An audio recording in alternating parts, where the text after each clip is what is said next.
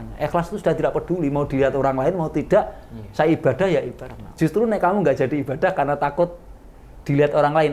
Jadi takut dilihat orang lain karena takut dianggap riya. Justru adalah riya yang sejati. The real riya. The real riya.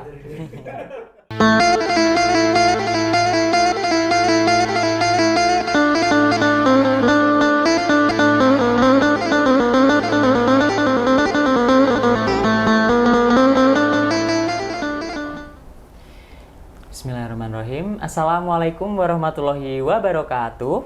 Waalaikumsalam warahmatullahi wabarakatuh. Alhamdulillahirrabbilalamin. Asyhadu alla ilaha illallah wa asyhadu anna Muhammadar Rasulullah sallallahu alaihi wasallam wa ala alihi wa ashabihi amma ba'd. Selamat pagi Sobat Gigi di rumah semuanya. Kembali lagi dengan saya Aan pada acara Dental Ramadan. Pada kesempatan kali ini kita sudah ditemani oleh Ustadz kita yang keren. Ini ada Bapak Sukijan. Ya, Assalamualaikum Bapak. Waalaikumsalam warahmatullahi wabarakatuh. Kalau keren berarti gini. Oh iya. Bapak Sukijan bagaimana kabarnya? Alhamdulillah sehat. Alhamdulillah Tentunya sehat. lapar. Oh iya tentu karena sedang menjalani puasa teman-teman. Ya. Terus saat ini beliau Ustadz Sukijan sendiri merupakan salah satu dosen yang ada di Fakultas Agama Islam di Universitas Islam Sultan Agung Semarang.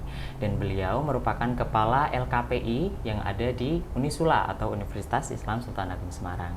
Dan pada kesempatan kali ini beliau akan membawakan materi dengan tema meningkatkan kualitas beribadah di bulan Ramadan. Tanpa berlama-lama kembali, kita langsung saja persilahkan kepada Ustadz Sukijan untuk bisa menyampaikan materinya. Kepada Ustadz Sukijan dipersilahkan. Baik. Terima kasih. Assalamualaikum warahmatullahi wabarakatuh. Waalaikumsalam. Bismillahirrahmanirrahim. Alhamdulillahirabbil alamin. Wa bihi nasta'inu ala umuri dunya waddin. Wassalatu wassalamu ala sayyidina wa maulana Muhammadin wa ala alihi wa ashabihi ajmain. Rabbi shrah li sadri wa yassir li amri wahlul 'uqdatam min lisani yafqahu qawli amma ba'du. Terima kasih kepada Mas host, siapa namanya Mas host? Mas Aan. Iya, Pak. Mas host saya undang, Mas Aan. Dan seluruh pemirsa yang dirahmati oleh Allah Subhanahu wa taala. Gembira sekali pada siang hari ini di tengah-tengah kita menjalani ibadah puasa. Kita masih diberikan kesempatan sehat walafiat oleh Allah Subhanahu wa taala. Puasa kita lancar, dapat menambah wawasan, semoga bisa menambah kemanfaatan berupa ilmu yang dapat menambah kita untuk menuju kesempurnaan menjadi seorang manusia yang bertakwa di hadapan Allah Subhanahu wa taala. Begitu juga bagi saudara-saudara kita yang mungkin pada kesempatan Ramadan hari ini pada saat ini masih terkendala puasanya karena sakit, kita doakan semoga cepat sembuh. Amin. Dan semoga bisa beribadah seperti kawan-kawan muslim yang lainnya. Amin Allahumma amin. Para pemirsa yang dirahmati oleh Allah Subhanahu wa taala, setiap ibadah yang dijalani oleh manusia itu memiliki kualitasnya masing-masing. Kualitas itu ditentukan pertama oleh niatnya. Maka dalam salah satu hadis yang sangat masyhur sekali dan ini sahih disampaikan oleh Rasulullah bahwasanya innamal a'malu binniyah. Segala amal itu bergantung pada niatnya.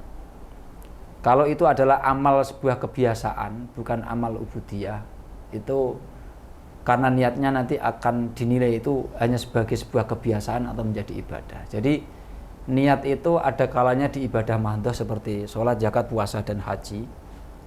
Kalau niat itu di dalam ibadah mahdhah seperti sholat, zakat, puasa, haji itu menjadi rukun, ya, wajib. Kalau nggak ada niatnya nggak sah. Kita sholat nggak niat, nggak berniat itu tidak sah. Karena niat di dalam ibadah mahdhah itu menjadi rukun. Kita puasa nggak niat, ya di malam hari sampai sebelum imsak puasa kita nggak sah. Maka salah satu madhab mengatakan bahwa di awal bulan Ramadan itu, di awal malam bulan Ramadan kita disunahkan untuk niat puasa untuk waktu sebulan. Untuk mengantisipasi jika salah satu malam kita lupa tidak. Karena niat di dalam ibadah Ramadan itu menjadi rukun. Kalau tidak dilakukan tidak sah. Begitu juga di ibadah seperti zakat. Kita zakat nggak ada niatnya juga tidak sah. Haji juga demikian. Nah, di luar ibadah-ibadah itu, muamalah yang lainnya, niat itu tidak menjadi rukun, tapi menjadi pembeda dari antara kebiasaan atau ibadah. Untuk membedakan, niat itu untuk membedakan kualitas satu ibadah dengan ibadah yang lainnya. Itu karena niatnya. Kalau di ibadah jelas itu menjadi rukun. Tapi di selain itu, niat itu nanti yang akan membedakan ini itu hanya jadi sekedar rutinitas atau bermuatan ibadah. Ibadah ini derajatnya seberapa itu bergantung pada niat. Yang pertama dulu, jadi kita itu kadang terjebak dalam sebuah pemahaman bahwa yang namanya ibadah itu sholat, zakat, ya toh, haji, baca Quran, baca subhanallah. Dikira itu ibadah itu hanya itu. Padahal semua aktivitas manusia itu bisa menjadi ibadah kalau diniati secara benar. Oleh karena itu salah satu fungsi niat ya, itu adalah untuk membedakan antara rutinitas dan ibadah. Contoh makan. Makan itu adalah sebuah rutinitas.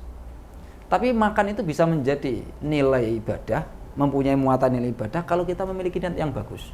Contohnya misalnya diniati untuk kekuatan supaya kita semangat beribadah. Litaqawil ibadah. Saya niat makan litaqawil ibadah supaya saya kuat beribadah, biar saya semangat, biar gak lemes. Itu setiap sesuap nasi yang kita kunyah itu menjadi nilai ibadah. Begitu juga kita berangkat ke kampus kita yang tercinta ini, dari rumah diniati, misalkan yang sudah berkeluarga, masaan sudah berkeluarga atau belum? Belum. Nah, ini. Jadi orang yang kalau sudah berkeluarga itu, kalau bekerja itu pahalanya lebih banyak. Makanya ketika orang sudah berkeluarga itu dia punya kewajiban menafkahi istri. Jadi melakukan pekerjaan demi menunaikan kewajiban itu menjadi wajib. Wudhu itu sunnah, menjadi wajib karena sholat itu wajib. Karena menafkahi itu wajib, maka bekerja menjadi wajib. Nah, ibadah yang wajib itu pahalanya itu lebih banyak berlipat ganda dibandingkan ibadah sunnah. Jadi ibadah yang wajib pahalanya 7 kali lipat dari ibadah sunnah. Termasuk mencari nafkah. Maka ketika kita berangkat ke kampus kita ini, satu diniati untuk ibadah, mencari nafkah untuk keluarga. Kalau masaan belum punya pasangan, nggak ada yang dinafkahi, ya niatnya apa?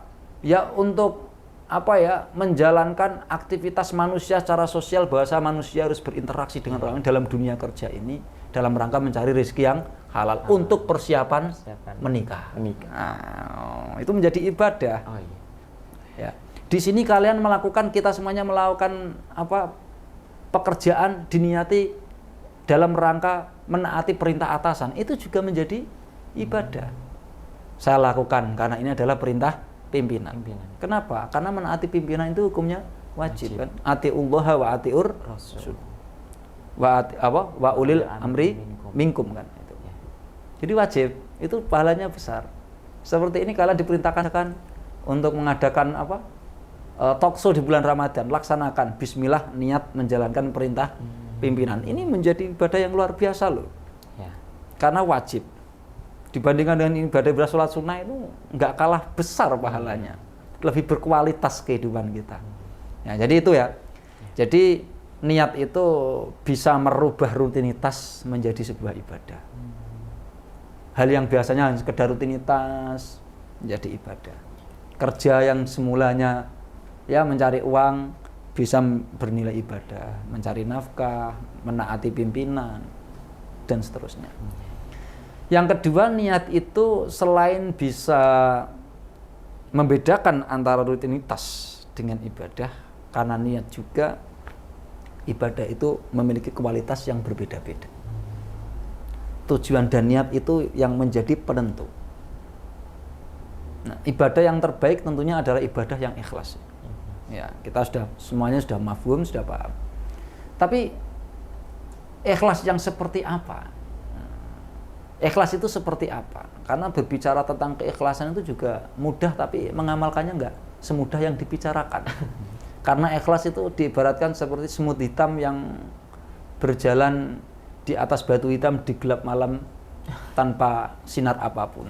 Jadi tidak bisa dilihat, tidak bisa sulit dinilai. Yang tahu hanya diri kita sendiri. Tetapi meskipun demikian, beberapa ulama memberikan garis-garis atau perincian, kaifiyah atau tata cara mengatur keikhlasan kita, ya, memberikan makna untuk arti keikhlasan itu seperti apa. Salah satunya Syekh Baijuri dalam kitab kalau nggak salah Tuhfatul Murid itu dijelaskan bahwa beliau ini mengklasifikasikan keikhlasan itu menjadi 3. Satu, ada yang namanya ikhlasud dunya.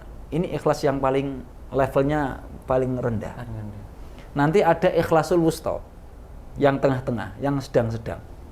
Yang paling tinggi itu ikhlasul ulia. Ulia itu paling atas ya, aliyun dan tinggi. Jadi ulia itu ikhlas yang paling atas. Yang pertama ikhlasul dunya.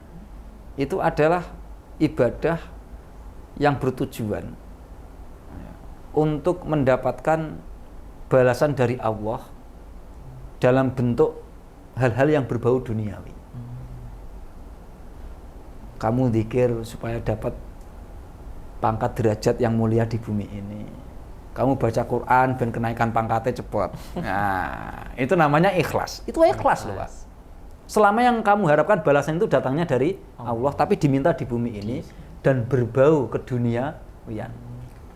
Aku tak maca Quran terus, saya tak baca Al-Quran terus, ben kenaikan pangkat saya berkala ini cepat. Itu nggak apa-apa, itu ikhlas loh. Biar Allah memberikan itu. Tapi itu adalah ikhlas, tingkatan ikhlas yang paling rendah. Namanya ikhlasud dunya. Keikhlasannya ditujukan untuk halal, balasan yang berupa dunia. Tapi ingat, yang balasan itu diharapkan dari Allah, bukan dari manusia. Paham maksudnya ya itu? Nah, itu. Kemudian yang kedua ikhlasul wusta. Itu apabila kita beribadah, seseorang beribadah dengan tujuan untuk mendapatkan pahala atau supaya tidak disiksa di neraka atau supaya masuk surga. Itu ikhlas. Itu adalah ikhlas yang tengah-tengah, karena dia itu sudah mulai mengesampingkan dunia. Orientasinya sudah beralih kepada akhirat. Ada kesadaran bahwa kehidupan yang abadi itu di akhirat. Nah, kan wal akhiratu khairu wa abqa. Kan dalam surat apa ya? Al-Alaq kalau nggak salah ya. Yang sering dibaca imam waktu sholat Jumat.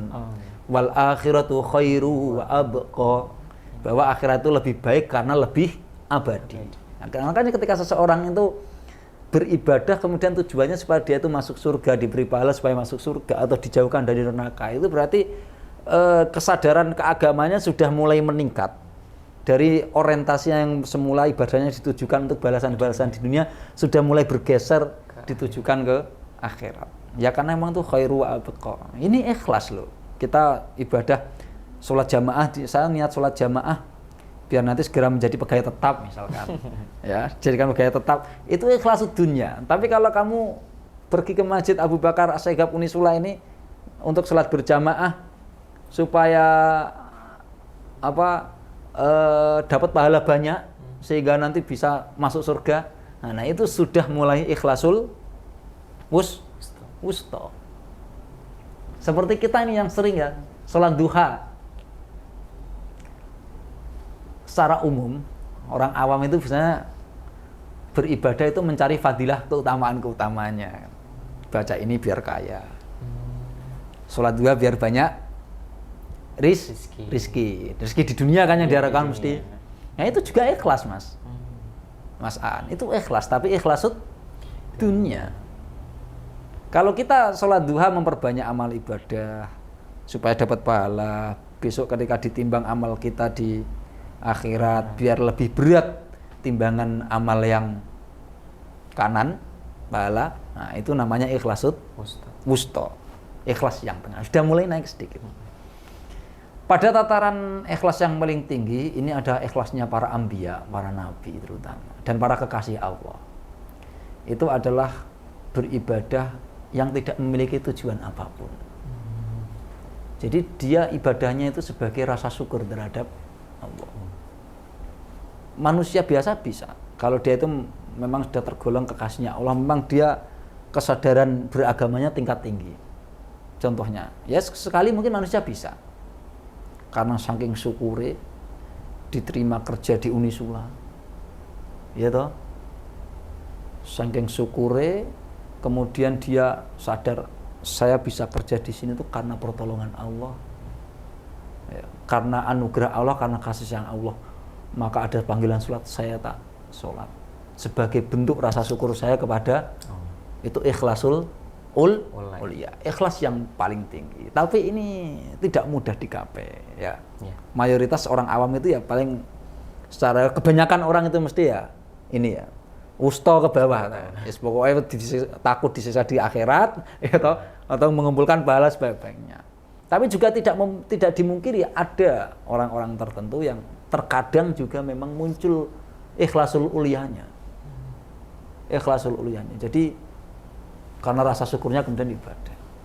Tapi secara umum ini dimiliki oleh para nabi. Makanya dalam satu riwayat hadis itu diceritakan bahwa Rasulullah itu suatu ketika pernah sholat. Ya ini sering kalau Rasulullah ya. Cuma ini cerita dalam hadis itu diceritakan Rasulullah itu sholat semalam sampai kakinya bengkak. Kemudian ditegur oleh istrinya, wahai Rasulullah, kenapa Anda itu sholat sampai segitunya? Padahal Allah sudah menjanjikanmu surga. Kamu sudah maksum, sudah dapat garansi ya, sudah dapat garansi seumur hidup bahwa dirimu itu akan dijaga dari keburukan, akan dijaga dari aib, dan dijamin sudah dapat jaminan surga. Lalu kenapa kok ibadah sampai kakimu bengkak seperti itu, wahai Rasulullah? Jawabannya Rasulullah apa? Apakah salah jika aku bersyukur kepada Tuhan, kepada Allah? Jadi sholatnya itu apa? Sebagai perwujudan rasa syukur kita. Nah, para pemirsa, di bulan suci Ramadan ini tentunya kita umat Islam mayoritas menjalankan ibadah puasa, kecuali bagi saudara-saudara kita yang mengalami kendala seperti sakit ya. Nah, kualitas ibadah kita seperti apa itu juga dapat diukur dari niat kita berpuasa untuk apa. Nah, gitu ya. Kalau kita itu niat berpuasa supaya kita itu takut karena nanti kalau nggak puasa disiksa di neraka dan sebagainya, itu berarti level ibadah puasa kita itu level yang tengah-tengah, wusta. Karena orientasinya masih seputar surga dan neraka akhirat. Tapi itu lebih baik dibandingkan dengan orientasi yang keduniawian. Orang enak nek didelok menungso itu tetap puasa. Biar dianggap soleh gitu kan. Itu juga ikhlas lah Pak. Tapi kalau dipamerkan, nah itu beda lagi ya. Kemudian kalau puasa kita adalah untuk menjalankan perintah Allah karena kecintaan kita kepada Allah, rasa syukur kita di bulan suci Ramadan ini masih diberikan umur untuk bernafas dalam keadaan sehat walafiat, kita diberikan kemampuan, kecukupan berupa ya kecukupan kebutuhan pokok kita, rumah ada, bisa makan, bisa menutupi aurat. Kemudian dengan rasa syukur itu bahagia rasanya di bulan suci ini, maka saya berpuasa menjalankan perintah Allah sekaligus didasari rasa cinta. Nah, itu namanya ikhlasul ulia, dan itu dikatakan sebagai derajat beribadah yang paling tinggi. Jadi nilai tinggi rendahnya suatu ibadah itu ditentukan oleh tujuan, maksud atau niatnya di awal ketika dia ingin menjalankan ibadah itu. Para pemirsa yang dirahmati Allah, mungkin ada pertanyaan, apakah untuk menggapai keikhlasan yang paling tinggi itu bisa datang secara spontanitas? Tentunya butuh riyadhah, butuh latihan. Ikhlas itu butuh dilatih. Secara umum konteks ikhlas itu secara simpel, sederhana. Sebenarnya ikhlas itu kalau kita memaknai ya secara umum dan simpel itu ikhlas itu kalau sudah lupa. Kalau Imam As-Sakandari begitu. Ini tadi Imam Al-Baijuri ya. Imam As-Sakandari di dalam kitab Al-Hikam itu mengatakan bahwa kalau ikhlas itu sudah lupa. Kalau kita sholat kita nggak sadar kalau kita lagi sholat itu ikhlas. Kita sedekah kalau kita itu sudah nggak sadar kalau kita itu sedang sedekah, itu ikhlas namanya. Kalau menurut siapa? Ibnu Athaillah As-Sakandari.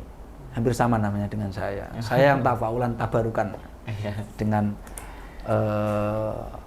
Syekh Ibnu Athaillah itu. Dalam kitabnya Al-Hikam seperti itu menyampaikan. Jadi ibadah itu akan dinilai, diterima oleh Allah, dinilai sebagai ibadah yang berkualitas itu kalau seseorang itu sudah lupa kalau dirinya itu beribadah.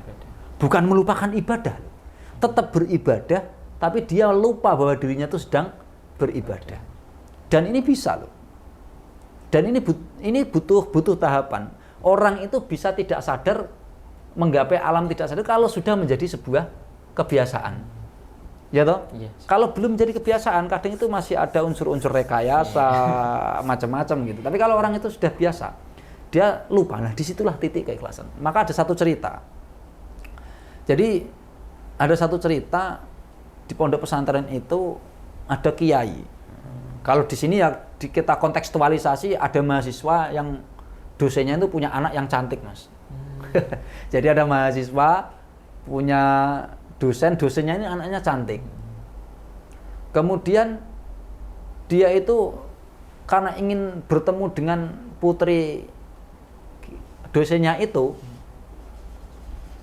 dia berpura-pura jadi penjual apalah supaya dia itu bisa setiap hari ke rumahnya dosennya. Jadi penjual galon katakan. Biar setiap hari bisa ke rumah dosennya karena dia ingin melihat anak dosennya yang cantik itu. Lalu karena dosennya ini curiga, akhirnya tahu dipanggil. Mas ini mas. Saya itu tahu kalau kamu itu mahasiswa Unisula. Kamu di sini pura-pura toh. Karena kamu tertarik dengan anak saya yang cantik.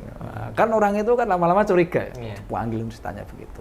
Akhirnya mengaku, Mas, kalau kamu nggak jujur saya kasih hukuman ya. Betul, Pak. Saya memang suka dengan putri ini. Kemudian oleh dosennya itu kamu akan saya nikahkan dengan anak saya. Syaratnya satu, kamu jamaah di Masjid Abu Bakar As-Sigab 5 waktu selama 40 hari tidak boleh terputus. Wah, ini karena demi cintanya kepada si dia. Kan. Akhirnya oke, siap, laksanakan Pak dosen. Akhirnya di absen si mahasiswa ini duhur jamaah, asar jamaah, maghrib ke sini jamaah, isya jamaah, subuh jamaah. Salat pertama takbir sing diiringi, yang diingat adalah perempuan itu, anaknya dosennya. Hari pertama masih ingat, Allahu Akbar, yang diingat itu si cantik. Hari kedua masih ingat si cantik. Hari ketiga banyak temennya. Akhirnya agak lupa lah, karena kan banyak orang di situ ya. Hari seminggu udah nggak ingat lagi, kadang ingat, kadang enggak. Minggu kedua agak lupa. Minggu ketiga lupa. Minggu keempat 11 ora eling.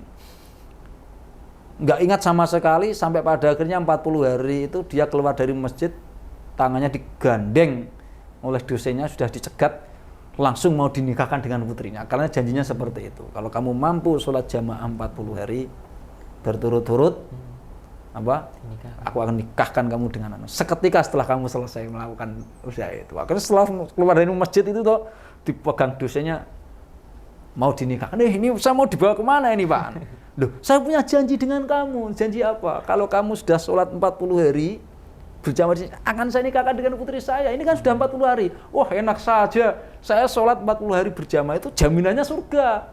Hanya ditukar dengan putri kamu saya rugi.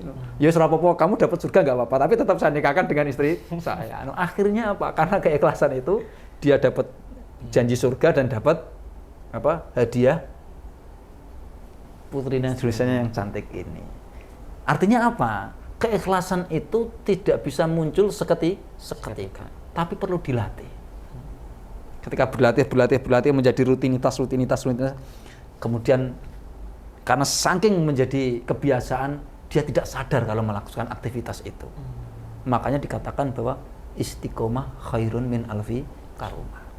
Istiqomah, konsistensi itu penting, melebihi suatu karomahnya para wali, para kekasihnya. Karena dari keistiqomahan ini bisa mengantarkan seseorang menuju ke ikhlasan. Nah, kalau kita ibadah puasa seperti ini, Ramadan kita mau berkualitas, ya, harusnya kita itu rajin beribadah, sholat-sholat, puasa-puasa sunnah. Sehingga ketika menghadapi puasa Ramadan kita sudah biasa, wes nggak ada kekagetan, ya, tidak amatiran lagi puasa Ramadan kita, karena sudah seringkali didahului oleh ibadah-ibadah sunnah, sehingga biasa saja, dan itu menjadi suatu hal yang tidak disadari. Kemudian disitulah nilai keikhlasan puasa kita berkualitas, dan itu berlaku di semua ibadah-ibadah yang lain, termasuk haji, termasuk sholat, dan semua ibadah yang diperintahkan oleh Allah Subhanahu Wa Taala.